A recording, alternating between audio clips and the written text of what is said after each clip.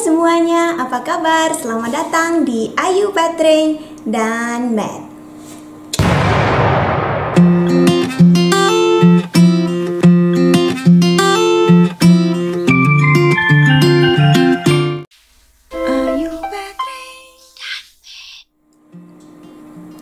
Oke, jadi hari ini kita ada bersama dengan suami saya alias ayah Maad alias Jolt. Kalian yang belum tahu namanya Jolt, bukan Zolt, bukan Solt, Jolt. Suami saya adalah seorang software developer atau mungkin kalau di Indonesia istilahnya adalah computer programmer.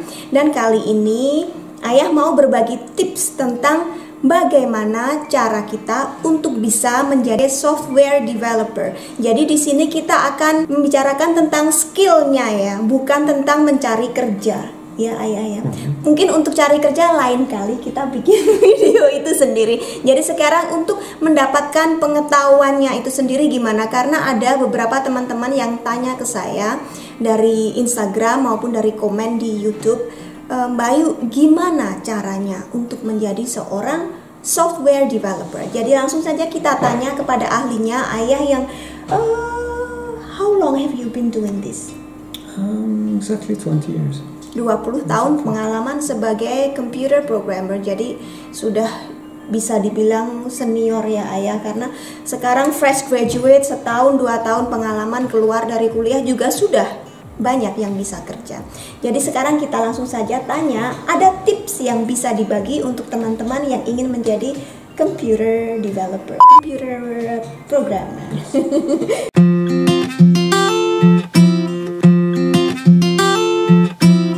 Where school is very important.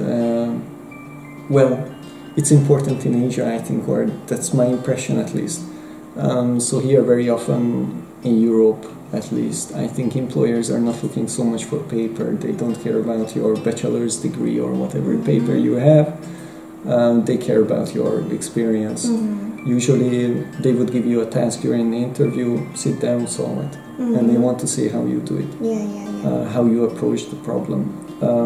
While I think in Asia, I guess, because there are so many people, and they have to filter out. Yes. Somehow they have to sort the people as well. I guess paper is a lot more important. That's written in the requirement. You have to have bachelor degree in computer science, otherwise they won't even proceed to call you for interview. Yes. Yeah, I have a funny story about that. Actually, in Hungary, I applied for a job while I was about to finish, I think, college. And it was written in the job advertisement that you need a degree. And I told them that, well, I don't have that degree yet because I'm still studying. And they said, no, it's okay. They don't actually care about the paper. It's just that they wanted to write, like set a basic level for whom apply. So they don't actually care about the paper. They just wrote it in the advertisement. Wasn't it Microsoft? No, it was. Yeah. Oops. Yeah, so I think here in Europe it's a lot more important whether you can solve problems. While in Asia I understand that paper is the first level that you have to pass. Yes. Jadi untuk teman-teman di Indonesia tetap penting ya untuk kuliah, karena biasanya untuk satu pekerjaan yang ngelamar itu banyak. Jadi syarat-syarat yang ditentukan pertama itu biasanya harus punya ijazah S1 di bidang yang sesuai. Jadi untuk ini ya tentu saja computer science. Nggak peduli yang lainnya bagus, tapi kalian nggak punya ijazah ya nggak bisa maju lagi. Jadi tetap penting sekali. Sayangnya begitu. Ada kemungkinan meskipun kalian nggak punya ijazah, tapi sebenarnya kalian pintar sekali di bidang ini. Ya nggak bisa.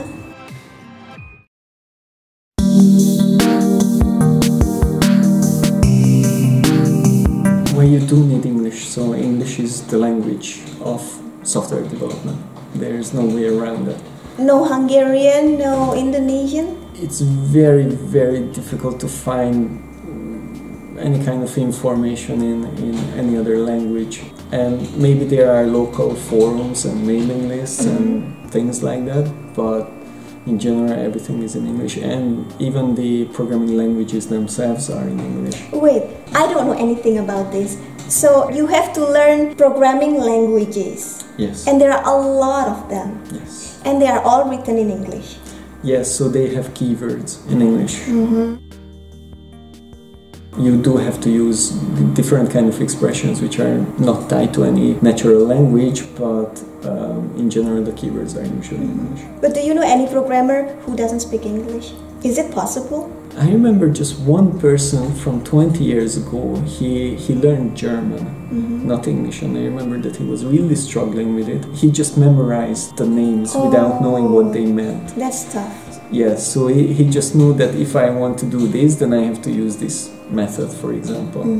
But he didn't know what actually that method meant, which I think makes it a lot more difficult to remember it. It's double job for him. Yes, plus actually in one of my workplaces they wanted us to code in Hungarian, which means that at least what we write should be in Hungarian, and it was very difficult. So English is important. Definitely.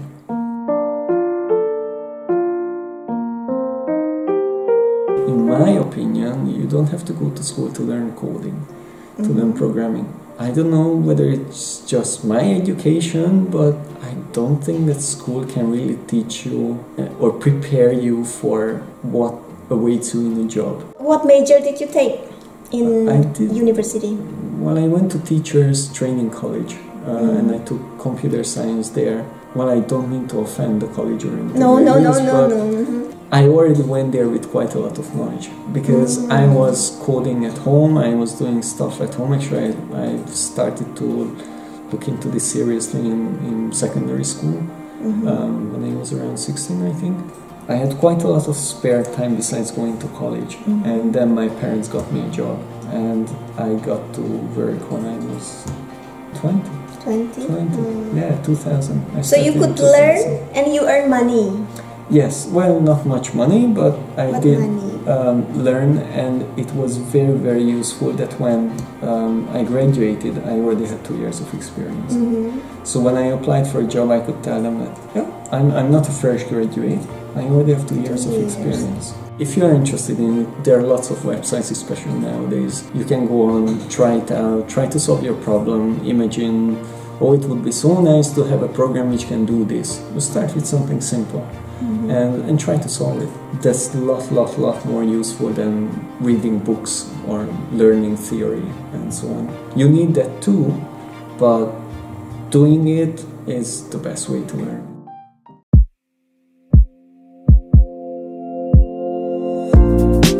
One big problem in school is that technology is changing very quickly and it's very difficult for them to follow up-to-date technologies. This job also requires you to learn a lot, even after you graduate, because technology changes very quickly and new things come out almost every day. So yeah, it's part of the job that you have to read, you have to check what's the latest news. You might be able to solve a problem more easily using new tools. So do you think the things you learned 20 years ago in college, are they still relevant nowadays? I hate to say this, but I think what I learned in college was already not relevant when I learned. So I remember we learned Fox Pro and Delphi, and no, they just weren't relevant even back then. Things change very quickly. So you must read a lot. Yes, well, just to be up to date, just to know what's the latest trend. And what I would also suggest, but this is for more advanced and senior developers, is that use your brain, please. Because common sense. Latest is not always the best. Oh, there are fake news in technology too? Oh, no, it's not the fake news, but very often people think, oh, this is so cool. I can solve problems like this, but then actually maybe if you used an older approach that would fit your problem more. You know, there is no, how do they say it, one size fit all solution. Yeah, you have to customize everything. And I think I've seen many people falling for that mistake, thinking that, oh, this is the latest, coolest, let's do it this way. Despite that actually that latest and coolest technology doesn't really fit their problem. It's just trending, so they want to use trending. it. And then 2 years later they realized that, oh, actually that was a bad decision, we shouldn't have done it that way. Do you have any tips on which site to check? Or YouTube? I don't know. Is YouTube a good don't like it. Sorry, I don't He's vibing YouTuber. I don't like to watch videos because it's very difficult to get to the point what is really useful, so I prefer reading. It's really sad, but nowadays I think blogs are not that popular. But Vlogs are more popular. But for me, blogs have always been the main source of information. I know that many of the bloggers have moved to Twitter, so maybe you can look for Twitters there. I don't have Twitter account. Yeah, I guess there are also some YouTube channels, or I'm sure even Microsoft and so on, big companies, they would make their own channels to introduce their own technology, so maybe you can learn from there too as well if you don't prefer reading. Yeah. But yeah, I prefer reading simply because it's much quicker to find the information I'm looking for. But I think today's generation, they are more visual. And in video you can watch, right? I guess, young people. Plus maybe it's easier if you are on the bus or you are commuting. Yes. It's easier, but yeah, I prefer reading. We are old generation.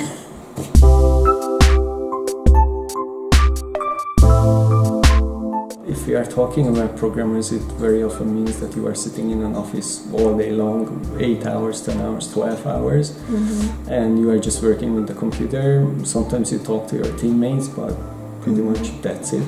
You don't do many physical activities meanwhile, so you are just sitting in one place and typing on the keyboard. It also very often means that the job can be quite challenging because, you have to solve problems. If a customer has an issue with, their production or something and they want to optimize it, then it's your task to write the software for it. So you have to solve very often complicated problems. That's also the good part of it, because it's challenging and, of course, very often you hate it while you have to work on it because it's difficult. But once you solve the problem, then it's a big relief. You can move on and you get another one. Was it your first choice of work? Honestly, if I wasn't a software developer, I have no idea what I would do. You have to choose which kind of programming language you want. Yes, and there are also different areas in development as well, which you prefer. Yeah, it depends on, there are people who like databases more, who like rather coding, who like functional languages and so on, who likes Java, who likes C#, who likes .NET and so on. So there are different areas and I guess you will know which one you like. Nowadays there are new things as well, like artificial intelligence and so on. Don't you need a lot of money to do this? Well, you need a computer and you need an internet connection and you are good.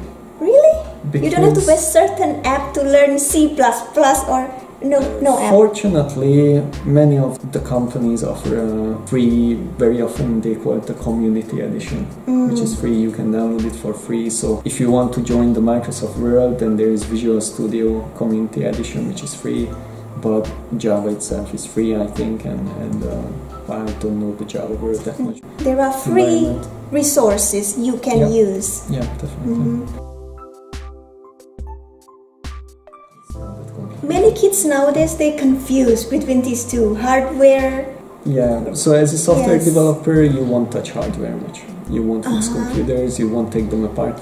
Of course, at home for yourself, maybe, but otherwise, it's not part of the job. So these are two different jobs. Oh, very different.